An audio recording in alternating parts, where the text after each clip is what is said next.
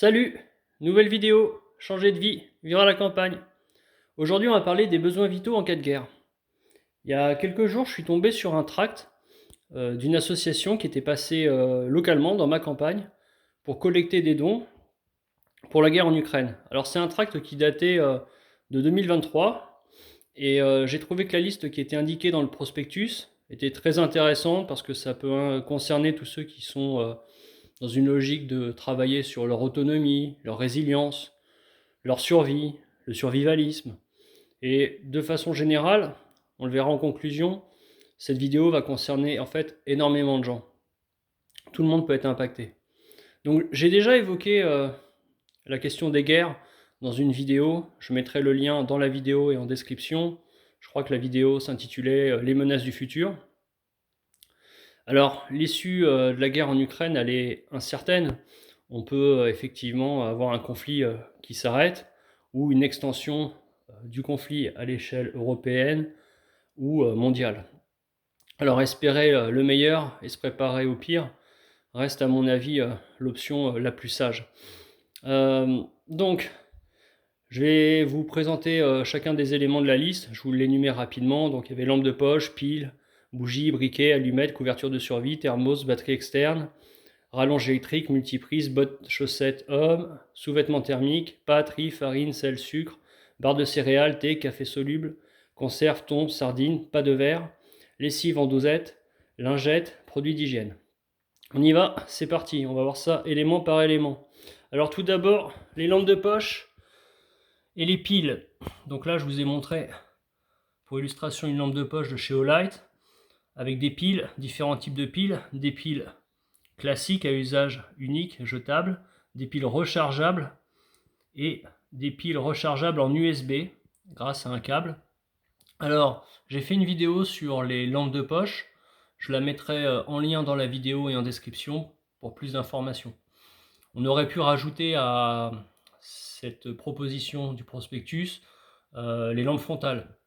J'ai fait aussi une vidéo sur les lampes frontales, je la mettrai en lien et en description. Effectivement, quand on est en cas de guerre, l'électricité c'est toujours une cible pour l'adversaire. Et donc, c'est pour ça que la liste, elle continue de parler de bougies, briquets, allumettes.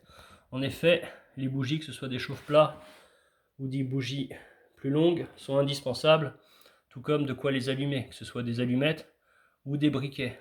Alors faites l'amour, pas la guerre, on repassera, c'est pas encore gagné.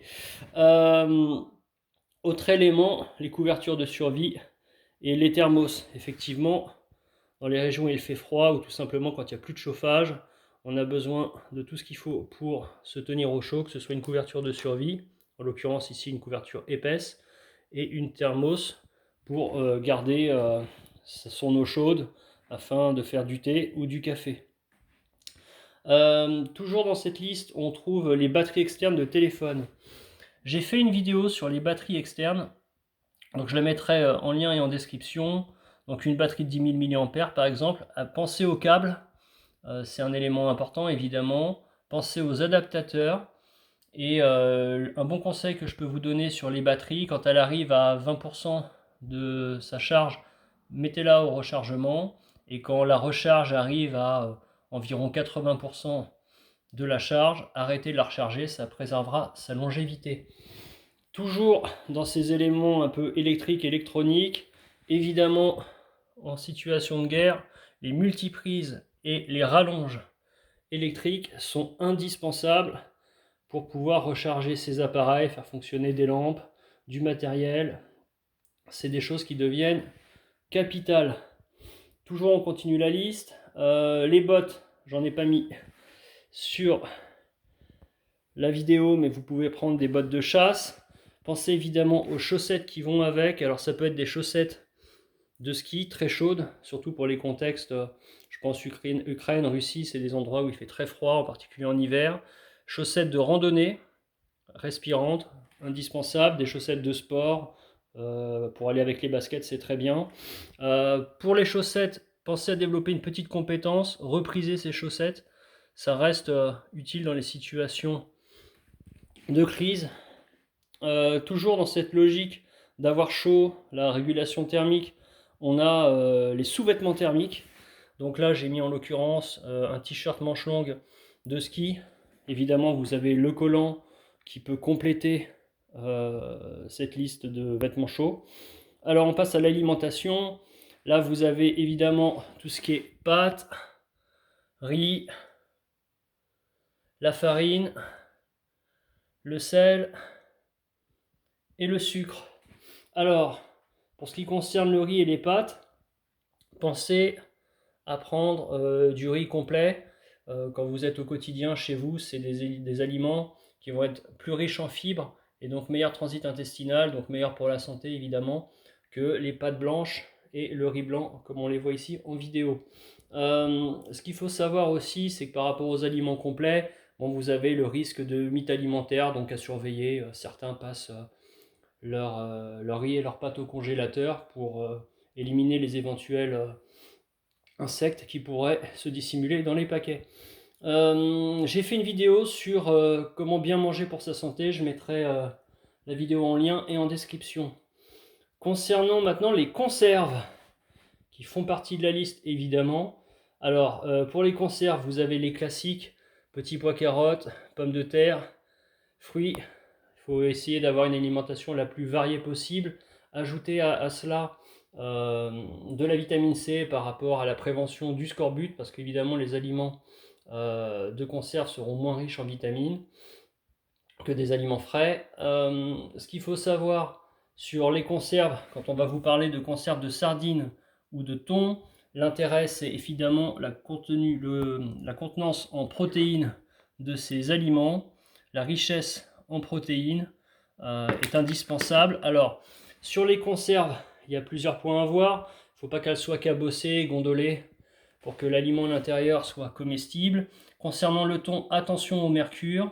Les sardines sont moins concernées par les problématiques de mercure parce que ce sont des petits poissons. Donc le mercure se stocke moins facilement dans les sardines que dans le thon. Si on continue de dérouler la liste d'un point de vue alimentaire, vous avez des aliments tels que le thé, le café soluble, évidemment qui peut aller très bien avec la thermos, et les barres de céréales. Tout ça, c'est des aliments qui sont compacts, faciles à transporter, à partager, à échanger, et donc ils ont une place particulière dans le prospectus que j'ai trouvé concernant les dons en Ukraine. Si on continue de dérouler la liste, évidemment les conserves qui sont demandées sont des conserves classiques métalliques, pas de conserve en verre, ça peut casser au transport, ça peut casser sur le terrain, et évidemment avec les bris de verre on ne va pas se rajouter des problèmes de blessures. D'ailleurs, si on vient à tout ce qui est hygiène, produits d'hygiène, santé, ça fait partie de la liste. Vous avez les lingettes pour bébé, bah oui, pour se laver, se nettoyer quand on n'a pas d'eau, c'est très pratique. Le gel hydroalcoolique, c'est un essentiel pour se désinfecter un minimum les mains. Pensez aux mouchoirs en papier jetable, au savon. On peut se savonner le corps, évidemment les cheveux quand on n'a pas de shampoing classique. Et les lingettes désinfectantes pour nettoyer les surfaces. Ça reste des choses incontournables. Alors, dans les petites astuces que je peux vous donner, moi concernant la farine et le sucre, je les range dans des sachets congélation transparents pour éviter d'en mettre partout dans les placards, dans les tiroirs, parce que ce sont des aliments qui vont avoir tendance à se répandre. Alors, on a vu à peu près tous les éléments que je souhaitais évoquer avec vous. Maintenant, si on passe un peu à la conclusion de tout ça, on voit que ce sont des produits, des objets simples, basiques, peu coûteux. Ils sont utilisés tous les jours, au quotidien, par tout le monde. Il n'y a pas que les survivalistes qui utilisent ça, les randonneurs vont utiliser ça. Quand on pense aux barres de céréales, aux sachets de thé, à la couverture de survie, à la thermos, donc c'est vraiment des choses qu'on a tous chez nous. Moi j'ai fait la vidéo sans rien acheter dans le magasin, j'ai regardé ce que j'avais avec moi et effectivement j'ai tout. Donc ce genre d'objets, de produits, ils deviennent vitaux, rares, chers, précieux en cas de guerre. Et donc la liste que je vous ai lue fournit une base excellente pour, on va dire, un sac d'évacuation du domicile, pour ceux qui sont intéressés par cette logique de preppers, préparation, et tout simplement pour équiper ce qu'ils appellent la BAD, la base autonome durable. La liste, je la considère quand même incomplète. Alors je pense pour plusieurs raisons. On ne voit pas les micro-pures, on ne voit pas le panneau solaire pliable. J'ai fait une vidéo sur le panneau solaire pliable pour recharger notamment ses lampes de poche et ses batteries. Je mettrai la vidéo en lien et en description. Je pense que les micro-purs pour traiter l'eau, la purifier et les panneaux solaires, ce n'est pas des éléments très grand public, donc c'est normal que ça ne figure pas sur une liste d'associations. Mais il y a d'autres choses qu'on ne voit pas, tout ce qui est médicaments, chocolat, bonbonnes de gaz, couverture. Ça n'apparaît pas sur la liste, alors je pense que pour certains de ces éléments, c'est lié au fait que tout simplement il y a des risques pendant le transport quand on pense au gaz ou le chocolat, au niveau que ça fonde, ce genre de choses. Mais voilà, c'est un excellent point de départ pour tous ceux qui veulent se constituer un sac d'évacuation du domicile ou tout simplement faire des réserves sur quoi insister pour son domicile, sa préparation de la base autonome durable. Abonnez-vous, likez, commentez, partagez, ça m'encourage et soutient le projet. D'avance, merci. A plus.